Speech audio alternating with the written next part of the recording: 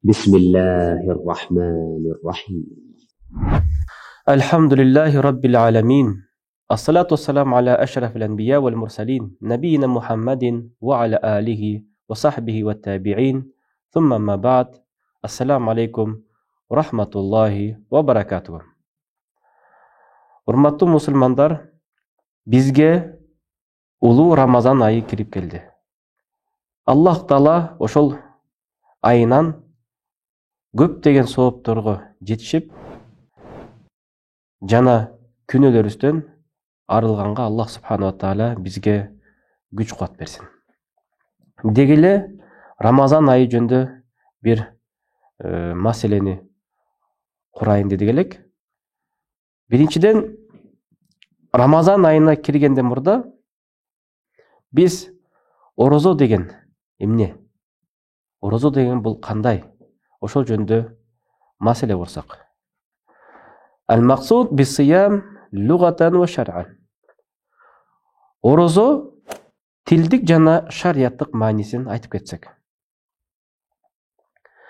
Тилдик мааниси бул ал-имсак, тыйылуу деп которулат.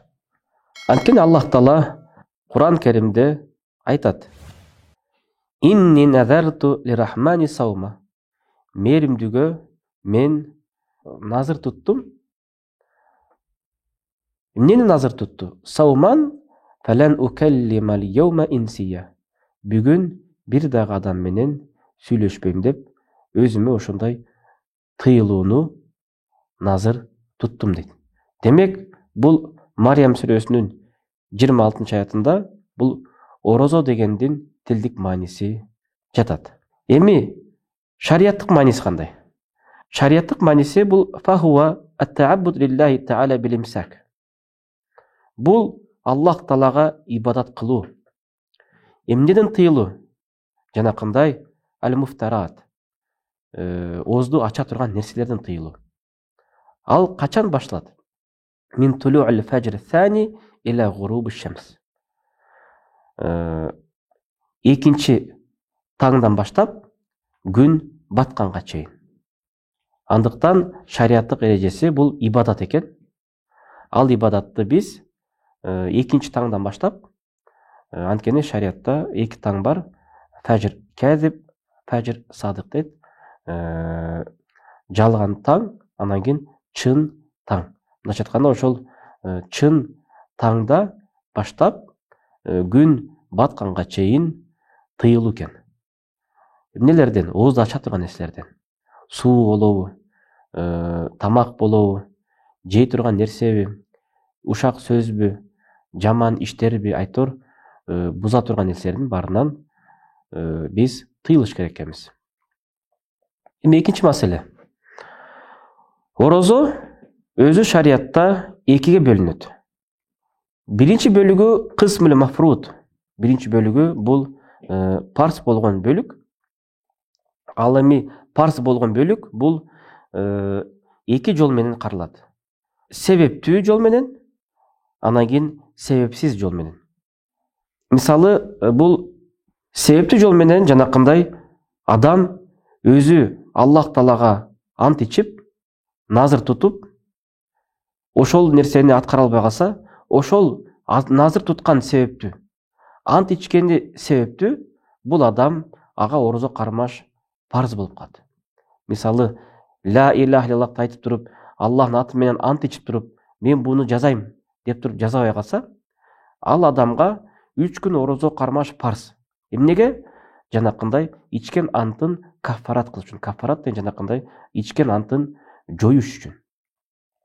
Анан нузур деген жанакындай назыр тутуу. Аллах Таалам, сен мага эркек бала бере турган болсоң, мен сага 20 койду курбандыкка чалам дегендей сыяктуу. Демек, бул себептүү парз болуп калды. Негизинен ага орозо тутуу, 3 күн орозо тутуу ага парз эмес эле. Бирок жанакындай ант ичип алып, ошонун каффаратын берүү максатында ага парз болуп калды. Эми себепсиз парз деген бар.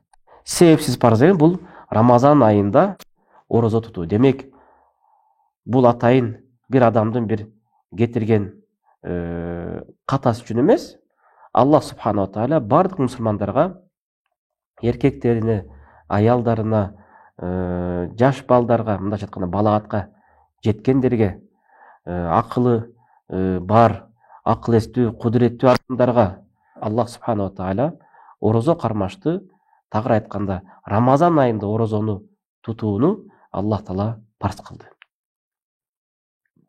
Эми жанакындай гайли мафруда экинчи бөлүгү орозонун парз эмес орозолор. Мындайча айтканда балким сүннөт, нафил орозо деп да койсок болот. Алар эки жол менен да каралат. Алар дагы муайян, анан кийин мутлак, жекече тиешелүү жол менен, андан кийин жалпы жол менен. Тиешелүү жол менен айта турган болсок, жекече. Бул дүйшөмбү күнү жана бейшемби күнү, понедельник, четверг орозо туткандыгы. Пайгамбар алейхиссалату вассалам айткан, понедельник күнү мен төрөлгөм, четверг күнү бардык амалдар, бир жуманын ичиндеги амалдар Аллах таалага көтөрүлөт. Мен ошондо орозо болсом жакшы эмеспи деген. Жана ошондой эле ар бир айдын 13-ү, 14-ү, 15-и туткандыгы жөнүндө пайгамбардын хадиси бар. Бул тиешелүү жекече жол экен. Ал эми жалпы жолдогу каралган сүннөт орозо бул бир жылдын ичинде бир күндү тандап орозо туткандыгы. Бирок ошол күн жума күн болбош керек.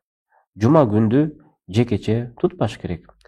Эгер жума күндү тутам десе, анда юсаму йома каблаху ау йом ба'даху. Бир күн андан мурда тутуп, бейшемби күнү, четверг күнү, анан кийин жуманы тутса болот. Же жуманы туткандан кийин дароо суббота күндү тутуш керек. Демек, ошол күндөрдө биз орозо туткандан этияттайлык. Бирок каалаган башка күндөрдө орозону тутуп берсек болот. Жана ошондой эле пайгамбардын хадисинде эки майрам күнү орозо тутканды пайгамбар тыйган. Ороз айтта, курбан айтта. Ошондой эле андыктан пайгамбар алейхиссалату вассалам кайсы күндөрдү тыйган болсо, ошол күндөрдү тутпай эле каалаган башка күндөрдү тутуп берсек, бул жалпы жолдогу сүннөт орозолор экен. Аллах субханала тааля барыңыздарга берекесин берсин. Аллах таала ар кандай баледен сактасын. Аллах таала тутуп жаткан орозоңуздарга соопторун жазып, күнөөңүздөрдү кечирсин. Кыргыз элим орозобузду бекем туталык, бекем орозодо ибадаттарга бекем бололук. Анткени бул айда ибадаттарды бекем кармап калбасак, калган айларда бизге андан дагы кыйыныраак болот. Ассаламу алейкум рахматуллахи ва баракатух.